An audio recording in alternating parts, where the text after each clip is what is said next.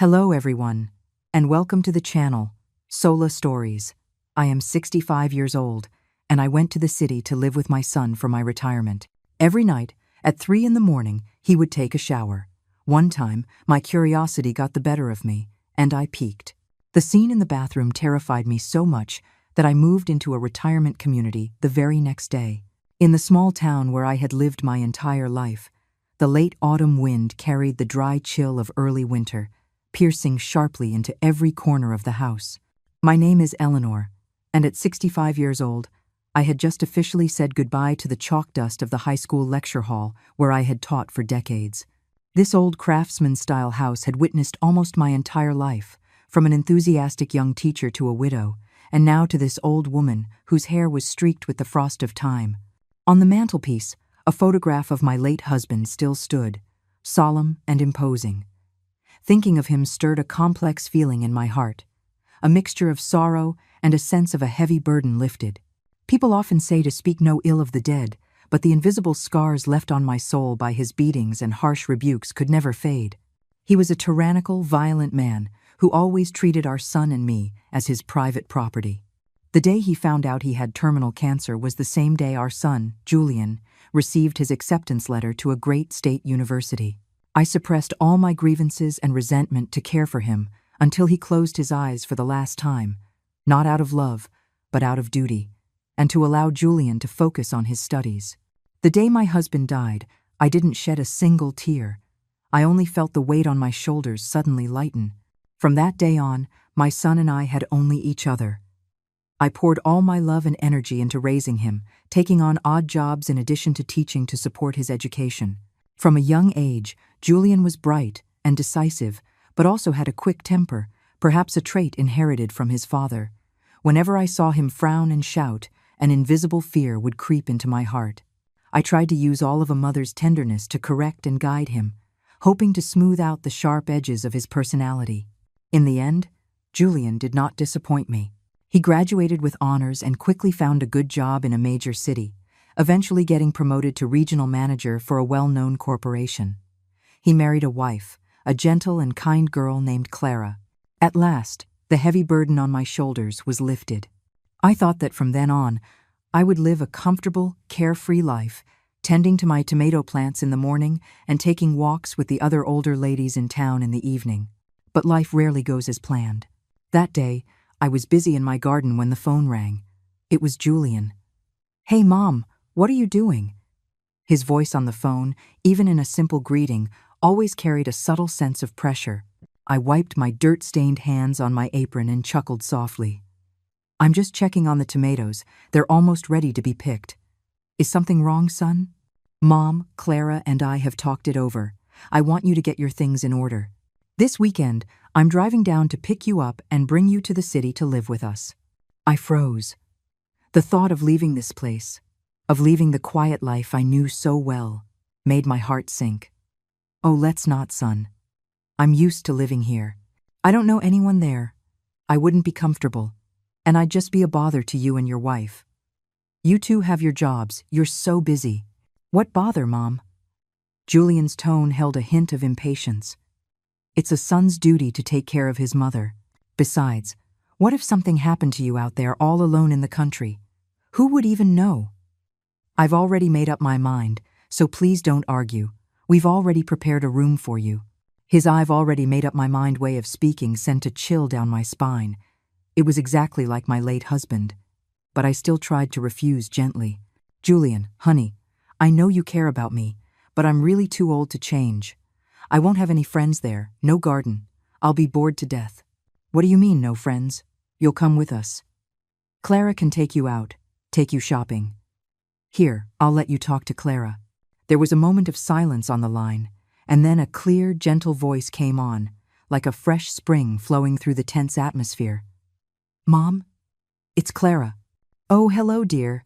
I softened my tone. "Mom, please come and live with us. The condo is spacious, and it will be so much livelier with you here. Julian is always worried about your health. He can't rest easy with you living all by yourself. You can come here. I'll take care of you. We can chat. It will be so nice, Mom." Clara's voice had a peculiar persuasiveness. Her warmth and kindness made it impossible to refuse. I knew this girl had a good heart, but I could still sense the compliance in her words. The decision had been Julian's, and she could only obey. I sighed, silent for a long moment. My mind was a battlefield.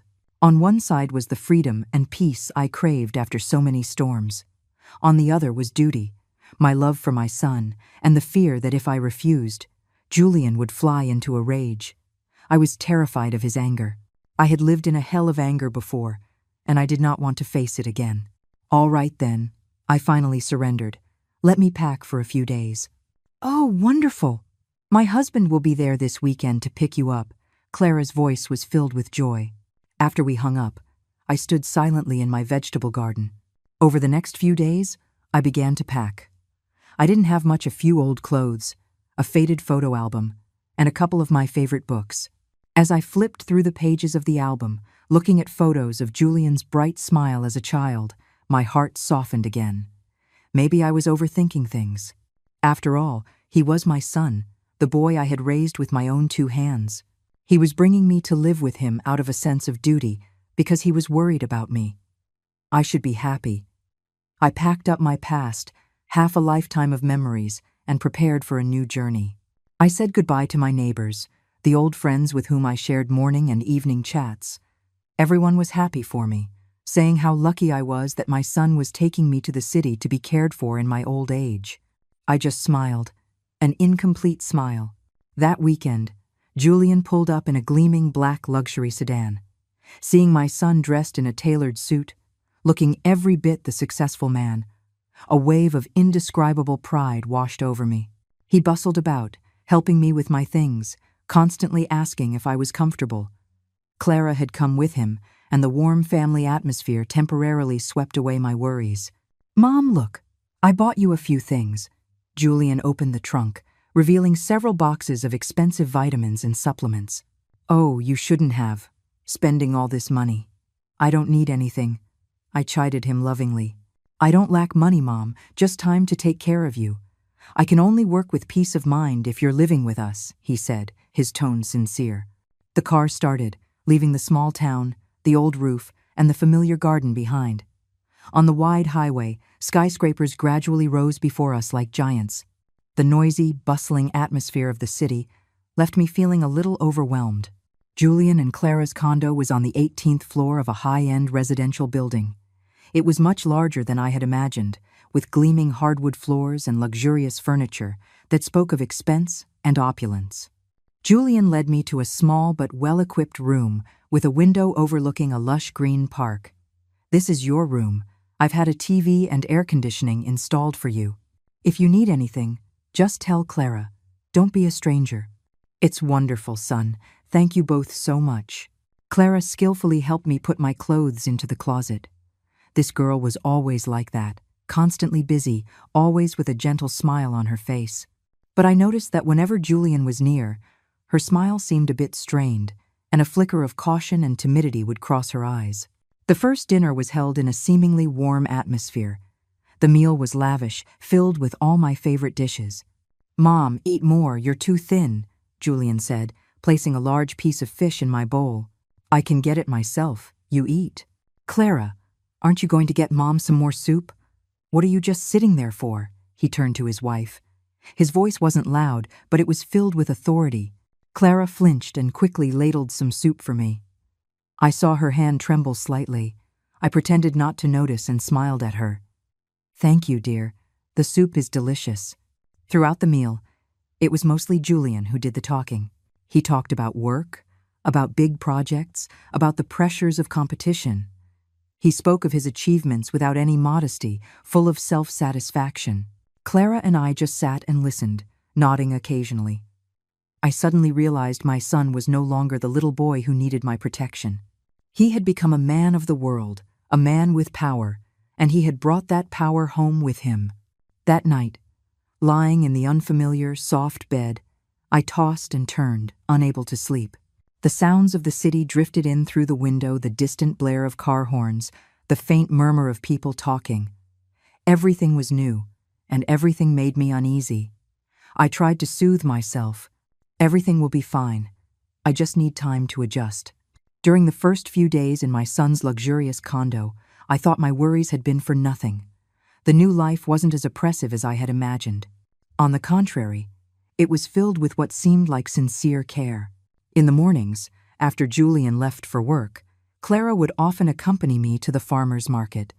She wouldn't let me carry a thing, always asking, "Mom, what do you feel like eating? I'll make it for you." She listened patiently to my scattered stories about my teaching career and my old students. Occasionally, she would take me to a large shopping mall and buy me a few new outfits, despite my repeated refusals. "Mom, that looks so elegant on you," she would praise, her smile gentle, her eyes clear. "Julian would be so happy to see you in it." Julian also played the part of a devoted son. Every evening when he returned from work, no matter how tired he was, he would first stop by my room to greet me. "Mom, how are you feeling today? Do you need me to buy you more supplements?" He bought me an electronic blood pressure monitor, instructing me carefully. "Mom, you need to measure it twice a day, once in the morning and once at night. Have Clara write it down in this notebook so I can check it." But this piece, it turned out, was just a thin veneer. It happened on a night at the end of the month, about 2 weeks after I had moved in. By then, the city had fallen asleep, with only the dim glow of streetlights filtering through the window frame. I was a light sleeper anyway, often tossing and turning until the middle of the night. When the clock on the wall struck 3 dry chimes, I was suddenly jolted awake by a sound that was familiar, yet occurring at a most unusual time. A rush of water. It was the sound of a shower, coming from the main bathroom, the one right next to my bedroom. The fierce, rushing water broke the profound silence of the night. Who would be taking a shower at 3 in the morning? I strained my ears, but there were no other sounds, only that rhythmic, lonely rush of water. Could Julian or Clara be sick and need to sponge off? A sliver of worry entered my heart. I wanted to open my door to check, but I was afraid of disturbing them. The sound of the water lasted for about 15 minutes, then stopped abruptly. The condo fell silent again. I couldn't get back to sleep that night. The next morning at breakfast, I tried to act as natural as possible. "Julian," I said, looking at my son, "were you not feeling well last night?" Around 3 in the morning, I heard someone taking a shower. Julian was reading the paper, his eyes never leaving the print. "Oh, it's nothing, Mom," he replied nonchalantly. "This new project has been really stressful. I've been feeling antsy and restless. I just got up to take a quick shower to cool off so I could get back to sleep."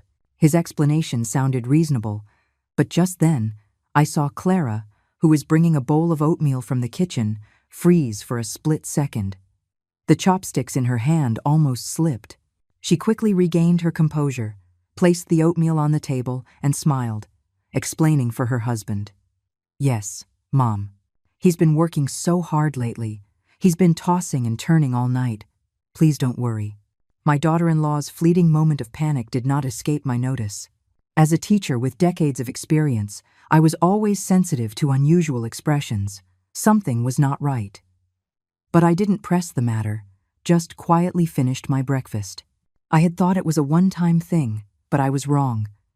2 nights later, again at precisely 3 in the morning, the sound returned. It was the same sound of a faucet being wrenched open, followed by the rushing, rhythmic flow of water. This time, I felt an inexplicable chill. Taking a shower in the middle of the night due to stress was believable once, but for it to be repeated at the exact same time was no longer a coincidence. The following nights were spent waiting for that sound. As 3 in the morning approached, my heart would pound. Sometimes the water would turn on, and other times it would be terrifyingly silent. This unpredictable anomaly became a form of mental torture for me. My sleep became fragmented, and I was always in a state of half-slumber, my ears pricked for any sound. I began to pay closer attention to my son and daughter-in-law. During the day, Julian went to work as usual, acting normally, but I could occasionally see traces of exhaustion and irritability in his eyes. He was quicker to anger over small things. I tried to gently probe my daughter-in-law. "Clara, is something wrong? You haven't been looking well lately. Has Julian done anything to you?" She jumped, startled, and quickly waved her hands, avoiding my gaze. "No, nothing, Mom." I'm probably just not sleeping well. Julian is very good to me. Her words and her expression were in complete contradiction. I knew she was hiding something. A vague fear began to form in my mind, a fear connected to Julian and to those 3 in the morning showers. I couldn't bear it any longer and decided I had to have a frank talk with my son again. I chose a time after Clara had put the baby to bed, when it was just the 2 of us in the living room. "Julian, sit down. I need to talk to you," I said, gently patting the sofa beside me. He seemed surprised by my seriousness, but sat down. "What is it, Mom?" I took a deep breath, trying to keep my voice steady. "Son, listen to me. I know you're under a lot of stress at work, but you cannot continue this habit of showering at 3 in the morning. I've looked it up, and that's the time of night when the body's energy is at its lowest, and the temperature is coldest. Showering at that time is very dangerous. At best, you could catch a cold, but you could also have a stroke, or even suffer sudden cardiac death. You are young, with a bright future ahead of you. You have to learn to take care of your body." I said it all in one breath, filled with all of a mother's worry. I thought he would listen, or at least explain in more detail. But he didn't. Julian's face darkened, his usual patience vanished, replaced by undisguised irritation. "Mom, enjoy your retirement and stop meddling in my affairs." The door to his bedroom slammed shut with a bang, a final, definitive declaration that cut off all my attempts to show concern. Julian's cold rejection and the slamming door were like a bucket of ice water thrown in my face. From that day on, the atmosphere in the house was as heavy as lead. Julian barely spoke to me, avoiding my gaze and treating me like I was invisible. It was at that moment, when my focus shifted from the strange nightly sounds, that I began to pay closer attention to the other person in this silent tragedy, my daughter-in-law, Clara. One afternoon, we were chopping vegetables together in the kitchen. As Clara reached for a basket in an upper cabinet, the sleeve of her soft, 3/4 sleeve blouse slid down, revealing her fair wrist. And what I saw was a patch of purple and blue, mixed with faint yellow, clearly imprinted on her delicate skin. The shape of the bruise was odd, not like a normal bump, but more like the mark left by 5 fingers gripping with immense force. My heart skipped a beat. A feeling so familiar it was horrifying washed over me. I quickly grabbed her hand, my voice unable to hide my alarm. "My goodness, Clara, your wrist. What happened to your wrist?" Clara jumped as if she'd been electrocuted, yanking her hand back and hastily pulling down her sleeve to cover it. She was clearly flustered, her eyes darting around as if searching for an escape. It's nothing, Mom," she stammered. "Yesterday, I was in a hurry and accidentally bumped into the corner of my desk. My skin is just thin. It bruises easily." She kept her head down, unable to look me in the eye. A clumsy lie. I had lived for nearly 70 years.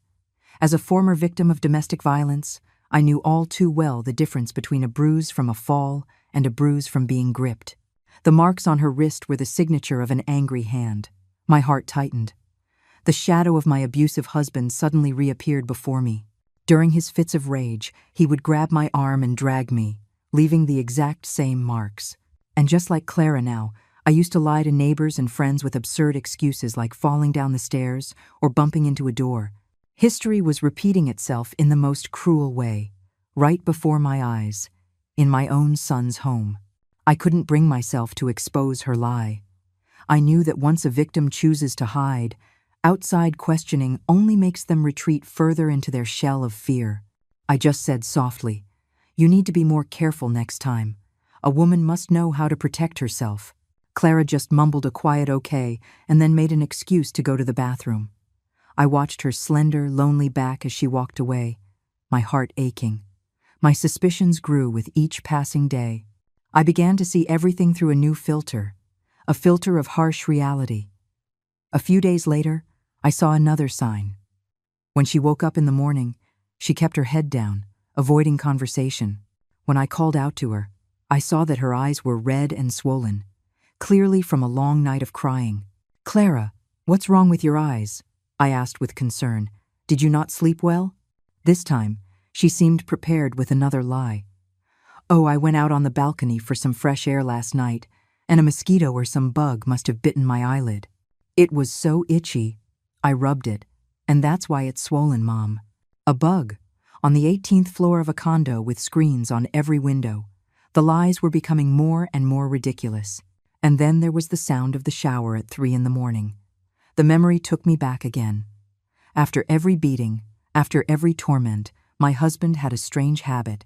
He would go into the bathroom and rinse himself with cold water for a long time, as if trying to wash away his sin, to wash away the rage that had just erupted, as if the water could cleanse him of his inner demons, allowing him to wake up the next morning as if nothing had happened. The sound of water from the bathroom. This time, I didn't stay in bed. My heart was pounding so violently I could hear it in my ears. I took a deep breath, trying to calm myself. I gently threw back the covers, my feet landing on the cold floor. Step by step, I made my way towards the bathroom without a sound. A lifetime as a teacher had taught me patience and caution, and I had never needed them more than at this moment. The hallway was pitch black, with only a faint sliver of light seeping from under the bathroom door. As I got closer, I heard more than just the water. I heard a suppressed gasp, a faint whimper, and my son's low, cold, threatening whisper. "Do you dare to talk back to me again?" "Huh?" My feet felt as if they were nailed to the floor. I had reached the bathroom door, and by some cruel twist of fate, it wasn't fully closed. A small crack remained, just wide enough for me to see inside. Trembling, I braced myself against the wall and slowly brought my eye to the crack. The scene inside crashed into my vision. My entire body went rigid. My breathing stopped. Under the harsh, white light of the bathroom, my son, Julian, was standing there. He wasn't undressed, he was still in his pajamas, but he was soaked to the bone. And in front of him, under the rushing stream of cold water from the shower head, was Clara. She too was fully clothed in her pajamas, drenched, her long hair plastered to her pale face. Julian had one hand tangled tightly in her hair, yanking her head back, forcing her to endure the icy torrent. His face, the face of the son I had raised, now wore the same cruel and cold rage I had seen on my husband's face countless times. He didn't shout. He just held his wife firmly, and with his other hand, he slapped her hard across her pale cheek. A sharp crack echoed over the sound of the water. Clara swayed, her body going limp, but her hair was still held tight. She didn't dare to cry out loud. Only a suppressed, desperate whimper escaped her throat. Her slender body shivered violently, from the cold and from fear. I said, "Will you ever talk back to me again?" Julian repeated, his voice squeezed through clenched teeth. My entire world collapsed. All my suspicions, all my vague fears, had now become a raw, terrifying, bloody reality right before my eyes. My first instinct was to burst in, to scream, to pull my son away, to protect Clara. But in that instant, an ice-cold current shot through my spine, locking every muscle in place. The scene before me blurred, overlapping with another memory, a dark memory I had buried for years. I no longer saw Julian and Clara. I saw my husband, his eyes red from drink, grabbing my hair and forcing my head into the rain barrel in the backyard. I heard his curses, felt the searing pain at the roots of my hair, the suffocating sensation of water rushing into my nose and mouth. I felt the absolute powerlessness of struggling in despair. That bone-deep terror, resurrected after more than a decade, was stronger than maternal love, more powerful than reason. It was a conditioned reflex. It roared in my head, "Run.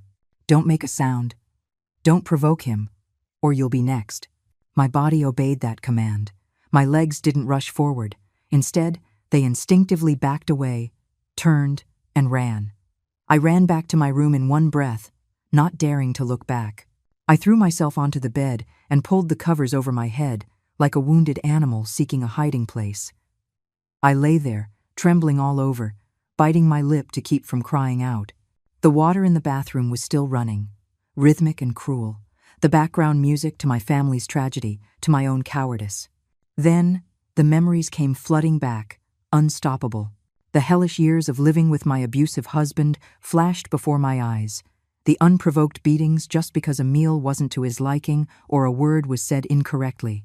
The long nights I held my own bruised body, crying silently, terrified my son in the next room would hear. The mornings I had to cover the bruises on my face with foundation. Before going to teach, having to lie to my colleagues that I had fallen off my bike. For over a decade, I lived like that, until the day he received his death sentence from the hospital. The day he died from his illness, I didn't cry. I only felt a sense of relief, as if a great weight had been lifted. I thought I was free, but I was wrong. The demon had not died with my husband. It had been resurrected, possessing the very son I cherished most. I had spent a lifetime trying to correct him, to teach him not to follow in his father's footsteps. But in the end, the violent blood still flowed in his veins. I had failed, completely and utterly. Tears began to stream down my face, no longer held back. I wasn't just crying for Clara. I was crying for my own tragic life, for a mother's powerlessness, for this cruel reality. I had escaped one cage, only to have indirectly pushed another woman into an identical one, a cage controlled by my own son. After a long time, the water stopped. The house fell silent again, but this silence was more terrifying than the noise. It was thick with guilt and unspoken pain. I knew that in the next room, my son was probably sleeping soundly after his cleansing, while my daughter-in-law was lying there, alone, licking her physical and spiritual wounds. I lay there, my tears dried, the fear passed, the pain settled, leaving only a bone-chilling clarity. I couldn't stay here. I couldn't change my son, and I didn't have the courage to confront him, to save Clara. I had fought that demon once in my life, and it had drained all my strength. I couldn't fight it again. Staying here, I would slowly wither away in guilt and fear. My only choice, the only way out for the rest of my life, was not this luxurious condo, but another place, a place where I could find peace, even if it was a lonely peace. The next day I had to leave, quietly and decisively. The night of terror gave way to an unusually clear and peaceful morning. Sunlight streamed through the window, warm and pure, a stark contrast to the festering darkness in my soul. I hadn't slept a wink, but my mind was exceptionally clear.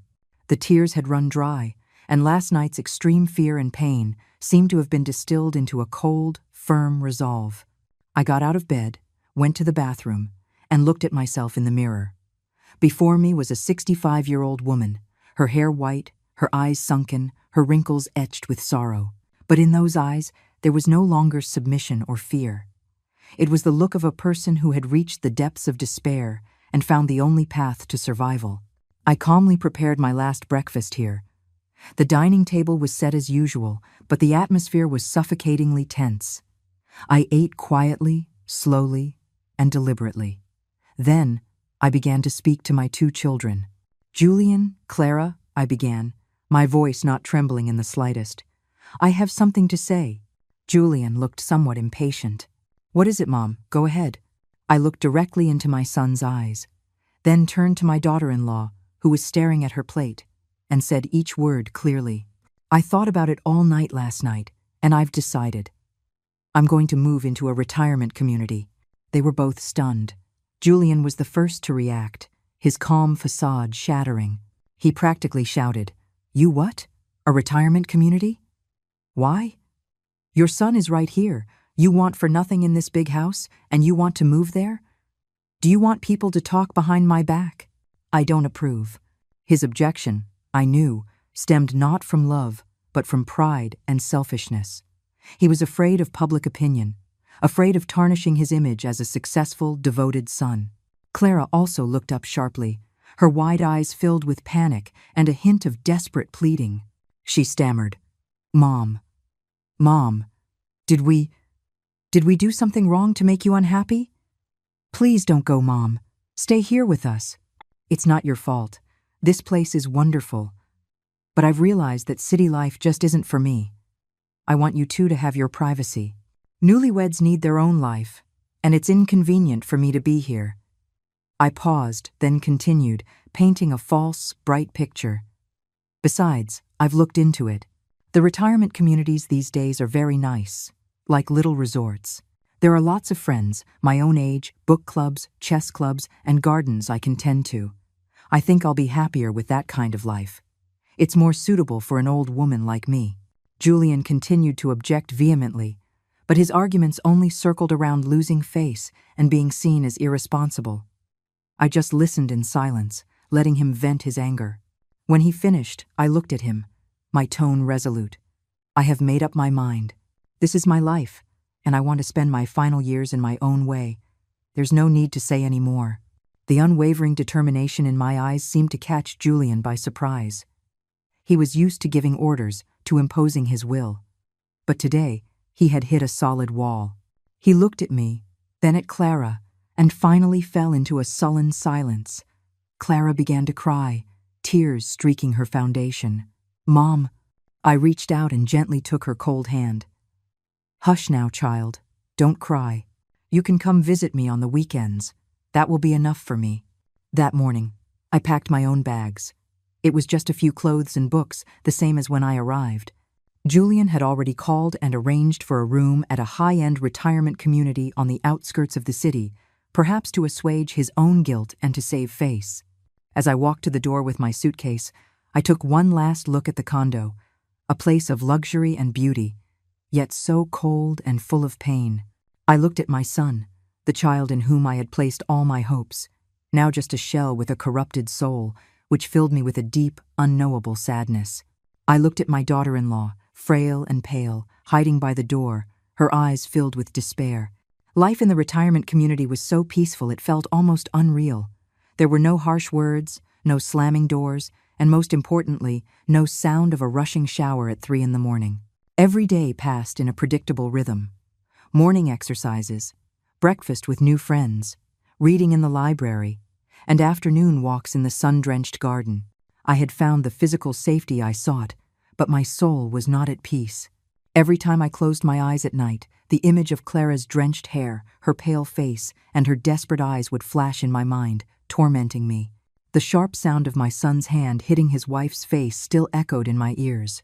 The peace I had found here was bought with my daughter-in-law's suffering, which turned this place into a prison of guilt. I had saved myself, but I had abandoned another soul who was slowly sinking into hell.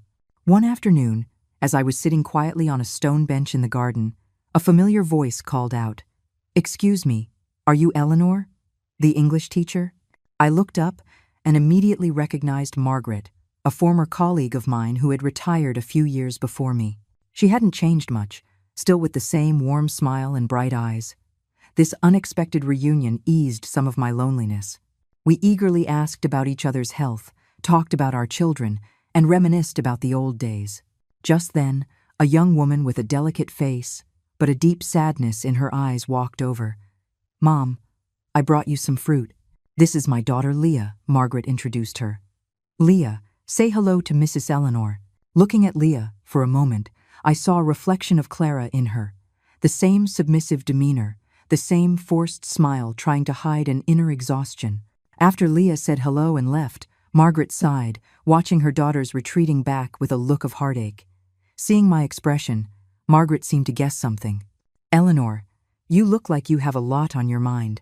Even here, you can't find peace, can you?" Her words were like a key, unlocking the emotional floodgates I had kept tightly shut.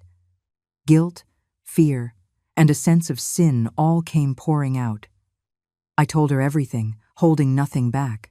I told her about my successful but brutal son, my pitiful daughter-in-law, the horrifying scene behind the bathroom door, and my own cowardice.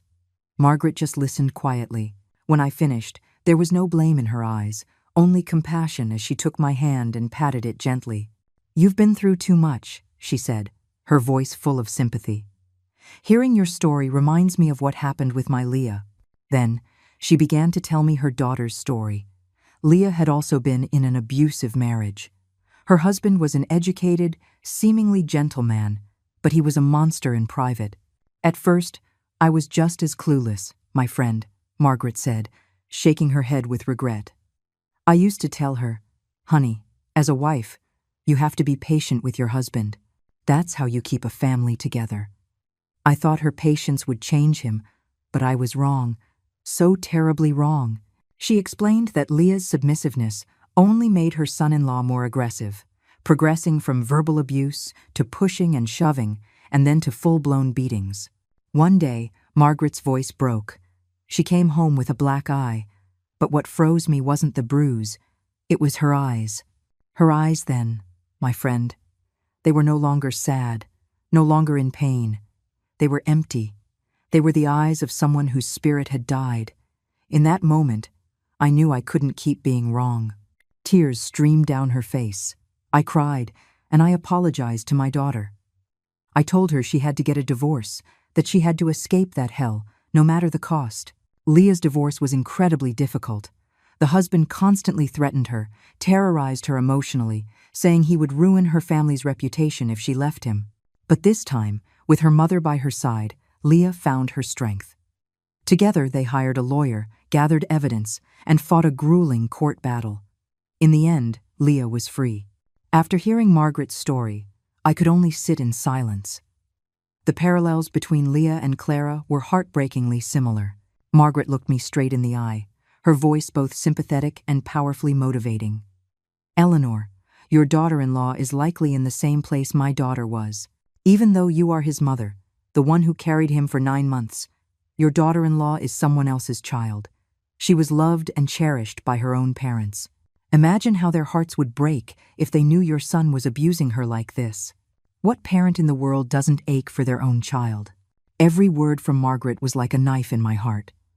"I know, Margaret, I know all of it," I gasped. But maybe because of my own past, because I went through it myself, it left such a deep scar. I'm still so scared. The nightmare is still so vivid, like it happened yesterday. "I understand." Margaret squeezed my hand tighter. "And it's precisely because you know that pain better than anyone that you cannot let it continue." She looked at me, her gaze serious. "So, as the mother of a son who is abusing his wife, and as a woman who was once a victim herself, if you can no longer persuade your son, then you must help your daughter-in-law. Help her escape that hellish marriage. Help her get out." Margaret's words echoed in my mind. I had run away to find my own peace, but true peace isn't the safety of hiding in a shell. It's the peace of the soul, and my soul would never be at peace if I knew I had abandoned someone who needed help. I was wrong. I thought I was powerless. I couldn't confront my son head-on, but I could be Clara's ally, a silent source of support. I didn't have the strength to fight, but I could put the weapon in her hand and show her the way. A new decision, one far more powerful than the decision to leave, formed in my heart. I looked at Margaret and nodded resolutely. "Thank you. I know what I have to do." After talking with Margaret, it was as if I had woken from a dream. For the next few days, I planned my strategy, considering the advice a lawyer had given me. My heart was no longer heavy with cowardice, but filled with a calm determination, waiting for the right moment. And that moment came sooner than I expected. A week after I moved into the retirement community, Clara came to visit me. She carried a large basket of expensive fruit, her face still wearing that gentle yet strained smile. "Mom?" she said, her voice tinged with apology. "I'm so sorry, things have been so busy at home. This is the first chance I've had to come see you." I looked at my daughter-in-law. She tried to hide her fatigue with makeup, but the exhaustion in her eyes was unmistakable. As she got closer, in the daylight, I could clearly see a faint, yellowish-blue bruise near her hairline. My heart clenched. My son had done it again. I led her to the stone bench in the garden where I had spoken with Margaret. I let her talk about trivial things at home, listening patiently, but I knew I couldn't wait any longer. When her conversation trailed off, I took a deep breath, looked her directly in the eye, and said, my voice not harsh, but filled with infinite sadness, "Clara, the bruise on your forehead. Did you bump into something again?" Clara flinched, instinctively reaching up to touch her forehead. The panic on her face was palpable. No, I didn't let her invent another lie.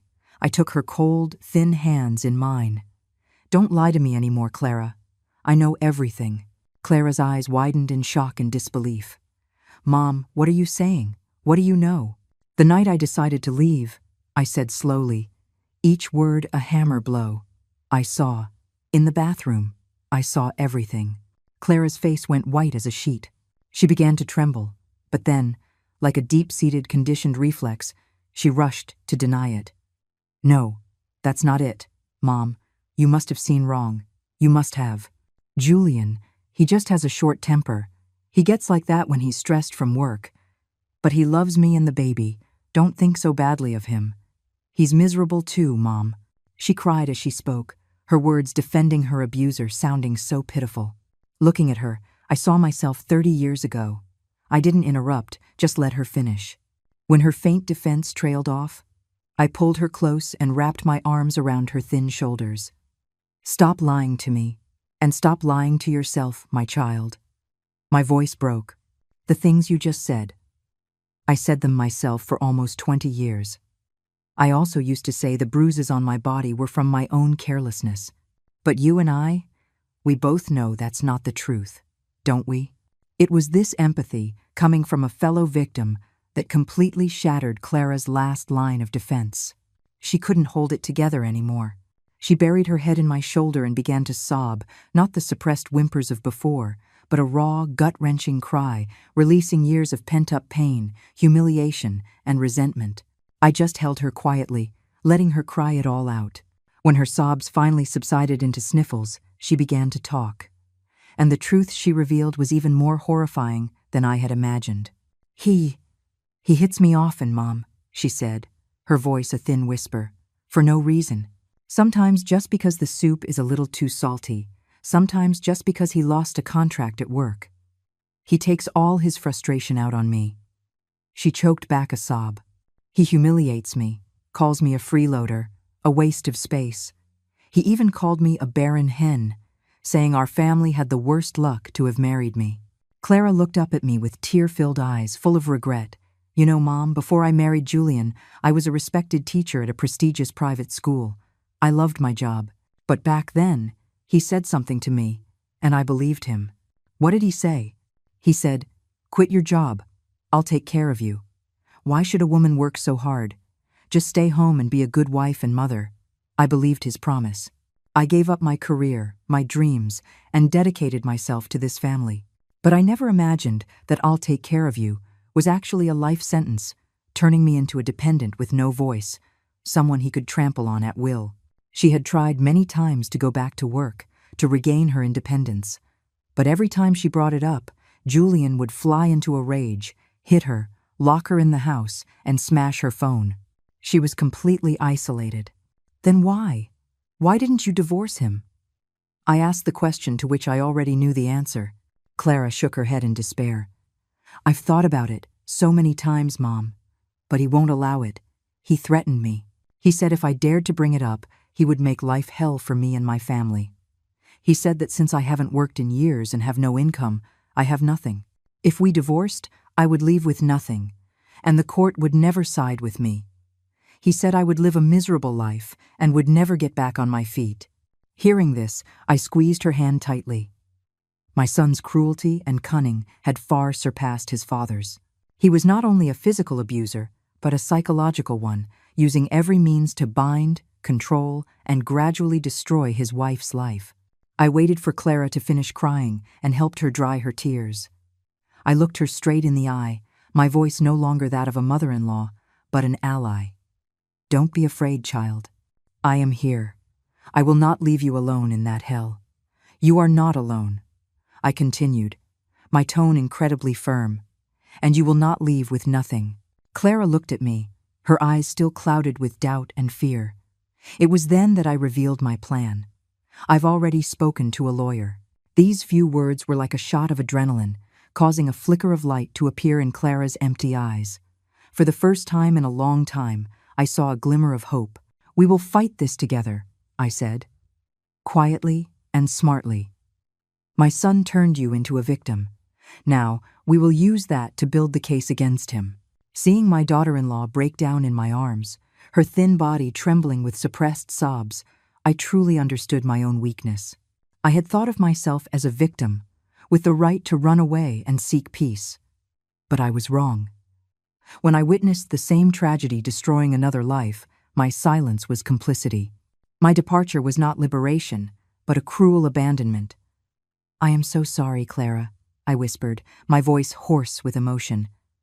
I should have noticed sooner. I should have been stronger. Not just for myself, but for you. Clara shook her head but said nothing, just clung to my sleeve like a child who had found her only lifeline. I knew apologies were meaningless now. What this child needed was not sympathy, but a way out, a concrete plan. I waited for her to calm down, and then, word by word, with a resolve I had never felt before, I said, "Child, listen to me. This battle won't be easy, but you are not alone. From this moment on, I will be on your side, and I will see you through to the end. We are going to make him pay for everything he's done." It was the first time I had referred to my son so coldly as him. In my heart, Julian was no longer my beloved son, but a criminal who needed to be brought to justice. "But I'm so scared, Mom," Clara whispered. "He'll never let me go." "That's because before, you were alone," I said with certainty. "Now you have me, and more importantly, we have the law." I went to see Mr. Liu. At the mention of Mr. Liu's name, Clara's eyes widened in surprise. Mr. Liu is an old classmate of mine, a very righteous man, and the best divorce attorney in this city. He gave me a plan. Now, we are going to go over it together. You must remain completely calm and do exactly as I say, do you understand? And so, in a quiet corner of the retirement community's garden, two women, one old and one young, both victims of domestic violence, plotted their counterattack. According to Mr. Liu, the most important thing right now is to gather evidence, I explained. Your words in court can be denied, but evidence cannot. Do you understand? Evidence. First, from now on, whenever he verbally abuses or threatens you, find a way to secretly record it on your phone. Just keep your phone in your pocket with the recording app already running. Second, every time he lays a hand on you, even if it's just a slap or a small bruise, you must immediately go to the bathroom, lock the door, and take a picture of the injury. Send those pictures to a secret email address that only you and I know. Third, start keeping a diary. Document every single abusive word and action, every single day. And finally, and this is very important, you must try to find and photograph all documents related to his finances and income employment contracts, bank statements, property deeds, anything you can find.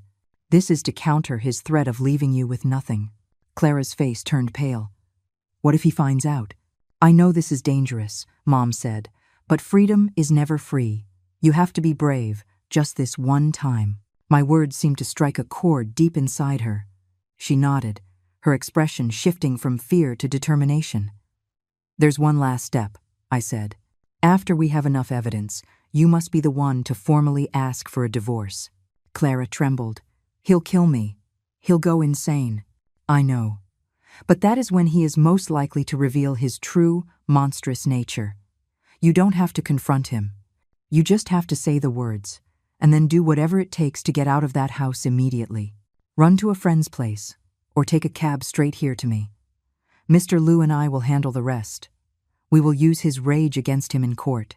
That afternoon when Clara left, she still looked afraid, but she was no longer desperate. There was purpose in her step, a plan in her eyes. She was transforming from a passive victim into a reluctant warrior, returning to the lion's den to gather weapons for the final battle of her life. The following days were the longest of my life.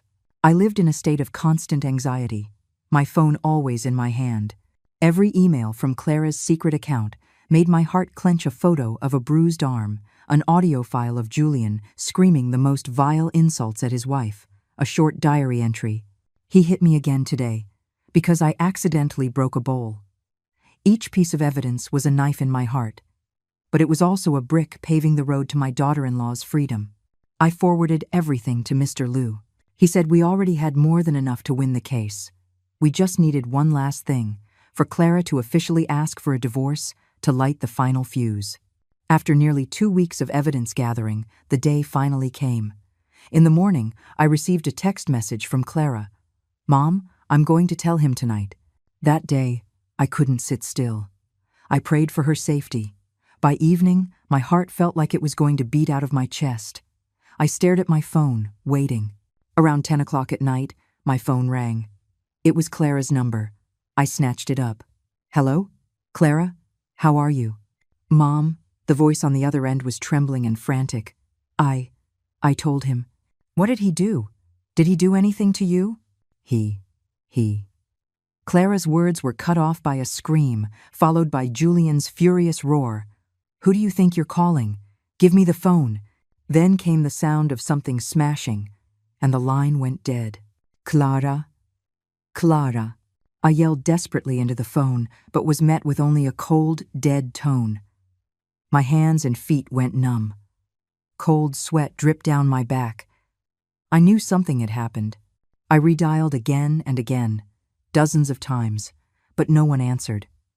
I imagined the horrifying scene unfolding in that condo, the scene I had witnessed once before. My son, the monster in human skin, was torturing his wife. About half an hour later, my phone rang again. This time, it was from Julian's number. I answered with a trembling hand. "Hello?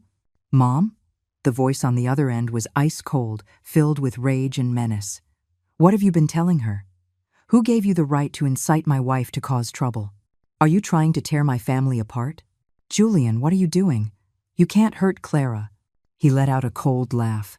"Hurt her? I'm just teaching my wife a lesson. I've given her a lesson she'll never forget. Let's see if she ever dares to mention divorce again." Then his voice turned cruel. "And you listen to me. From this day on, I won't let her take a single step out of this house, and she will never see you again. You just stay put in that retirement home." With that, he hung up. I was stunned. The plan had failed at the most critical step. Not only had Clara not escaped, but she had been brutally beaten and was now being held captive. All contact was cut off. She was in mortal danger. I was truly panicked. I immediately dialed Mr. Liu's number. Mr. Liu, something's happened." My voice was shaking. "My son," he found out. "He hit the girl, and he's locked her in the room. We have to do something. We have to get her out, now." The fight for Clara's freedom had entered its most difficult and dangerous phase. This was no longer a legal battle on paper, but a real-life rescue mission. After that terrifying phone call with Julian, Mr. Liu and I took immediate action. We reported him to the police for domestic violence and unlawful imprisonment. With official intervention, my son was forced to open the door, and they rescued a terrified Clara, her body covered in fresh bruises. She was taken to the hospital to have her injuries documented, and Mr. Liu arranged for her to stay in a safe, temporary location. The plan was exposed. The war had moved from the shadows into the open. I knew it was only a matter of time before Julian came looking for me. Sure enough, 2 days later, he appeared at the retirement community. He had lost his usual calm and composed demeanor. Though still dressed in an expensive suit, his face was haggard, and his eyes were bloodshot from rage and lack of sleep. He looked like a cornered animal. He stormed up to me as I was reading in the garden, not even bothering with a greeting, his voice dripping with accusation. "Mom, what are you doing? You're this old, and you still want to stir up trouble? My family's happiness, my happiness, how could you bear to destroy it with your own hands?" I calmly closed my book and set it aside. The fear inside me was gone, replaced by a cold disappointment. "Happiness?" I looked him straight in the eye. "You call the hell you created for Clara happiness? You call your fists and your insults happiness? Don't you dare use that word. You don't deserve it. That's my private family business," he roared, causing a few people nearby to turn and stare. I was teaching my wife a lesson. You have to keep a woman in her place, or she'll get out of control and walk all over you. You're a woman. You should have understood and taught your daughter-in-law her place. Instead, you incited her to make trouble. Hearing those words, I knew my son was beyond saving. His father's toxic, misogynistic ideology had seeped deep into his bones, becoming even more twisted and cunning. "You're wrong, Julian," my tone was firm. "Violence isn't discipline. It's a crime. Controlling and trampling on someone isn't how you maintain happiness. It's a sign of weakness and sickness. I have been silent for too long. If you can feel any remorse now, if you can recognize your mistakes and go ask for Clara's forgiveness, maybe things can still be saved. Change before it's too late." I gave him one last chance, a faint hope that some humanity remained in him. But he scoffed at it. He let out a bitter laugh. "Change? What mistakes have I made that I need to change? I'm successful. I make money. I gave her a life of luxury. All she had to do was stay home, have children, and obey. It was you, helping her behind my back, Who gave her these delusions? You ruined everything. Our argument grew louder. I no longer held back. The one who ruined everything is you. It was your brutality that killed Clara's love. It was your selfishness that pushed this family to the brink of a cliff. Fine. Just fine, he seethed, his eyes wide with fury. Since you've chosen to side with an outsider against your own son, then you listen to me. He pointed a finger at my face, his voice sharp as a knife. If you continue to help her, if you agree to this divorce, then from this day forward, the bond between us as mother and son is severed. From now on, I will consider myself as not having a mother. My heart ached as if it were being squeezed in a vice, but I didn't back down. I had already lost my son the night I saw him torturing his wife. The person standing before me now was just a stranger wearing my son's face. Fine, I said, my voice terrifyingly calm. If that is what you wish, and don't think a divorce will be that easy, he spat. I will never agree to it. I'll hire the best lawyers. I'll prove to the court that she's mentally ill, incompetent. She won't get a single penny, and she can forget about ever getting custody of any child. With that, he turned and stormed off, leaving me alone in the curious and sympathetic gazes of the people around me. I knew the real war had just begun. The legal battle unfolded exactly as Julian had threatened. He spared no expense, hiring a team of shrewd, aggressive lawyers who specialized in twisting the truth. Every piece of evidence we presented, they countered. The audio recordings, they claimed, were edited or were just normal arguments between a married couple. The photos of the bruises, they argued, could have been self-inflicted by Clara to frame her husband. The medical report documenting her injuries, they said, was the result of a fall. They even submitted a falsified medical record signed by some unscrupulous doctor, attesting that Clara suffered from a psychological disorder with a history of self-harm and persecutory delusions, causing her to fantasize about being abused. Everything slowly ground to a stalemate. Clara, after the trauma of being held captive and her husband's shameless tactics in court, was on the verge of a breakdown. She began to doubt herself, terrified she would actually lose the case, and just as her husband had threatened, lose her child and be left with nothing. The flame of hope we had just kindled was slowly being extinguished. I was frantic with worry, but could only comfort her and trust in Mr. Liu. Just as the case was about to be dismissed for lack of evidence, a miracle happened. One afternoon, as I was sitting lost in thought in my room, the phone suddenly rang. It was Clara, but her voice was no longer weary or desperate. It was clear, urgent, and punctuated with joyful sobs. "Mom! Mom! I have good news! Mom! We have hope!" "What is it, child? Tell me slowly." "The neighbors, Mom. It was the neighbors," she cried and laughed at the same time. "The residents in the building across from ours, they just installed a new high-resolution security system. They got it for security. But they never expected one of the cameras would be pointed directly at the hallway on our 18th floor. My heart began to pound. What are you saying? The night he locked me in, Clara's voice trembled with excitement. He dragged me out into the hallway and hit me and screamed at me. That scene, the camera recorded the entire thing. Crystal clear. The neighbor just reviewed the footage today and recognized us. I've already called Mr. Priest. Liu. Mom, I was speechless. A current of electricity ran through my entire body. It was divine providence, a piece of undeniable, unforgeable evidence that took place in a public space. Mr. Liu acted immediately. That video was like an atomic bomb dropped on the courtroom. In the footage, Julian's true nature was laid bare for all to see. His grabbing of her hair, the slaps, and the vicious threats he hurled at a defenseless woman. Faced with this irrefutable proof, Julian's legal team could no longer deny the abuse. The civil case was now at risk of becoming a criminal one. To keep their client out of jail, they had no choice but to advise Julian to accept a settlement and agree to all of our terms. Finally, the court's judgment came down. Clara's hellish marriage was officially over. Not only did she receive half of their shared assets, but based on the proven physical and psychological damages, she was also awarded a very significant sum in compensation. The day she received the divorce decree, Clara cried, but they were tears of liberation. Clara's life had turned a new page.